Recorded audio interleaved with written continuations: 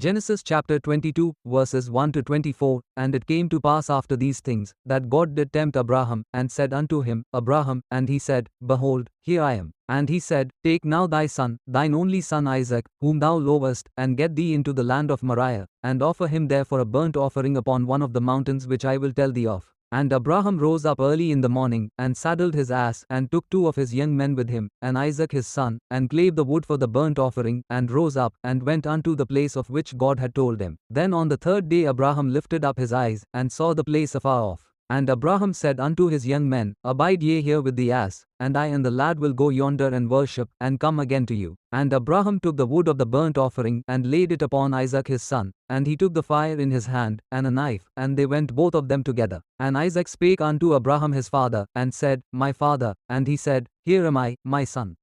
And he said, Behold the fire and the wood, but where is the lamb for a burnt offering? And Abraham said, My son, God will provide himself a lamb for a burnt offering. So they went both of them together. And they came to the place which God had told him of, and Abraham built an altar there, and laid the wood in order, and bound Isaac his son, and laid him on the altar upon the wood. And Abraham stretched forth his hand, and took the knife to slay his son. And the angel of the Lord called unto him out of heaven, and said, Abraham, Abraham. And he said, Here am I. And he said, Lay not thine hand upon the lad, neither do thou anything unto him. For now I know that thou fearest God, seeing thou hast not withheld thy son, thine only son from me.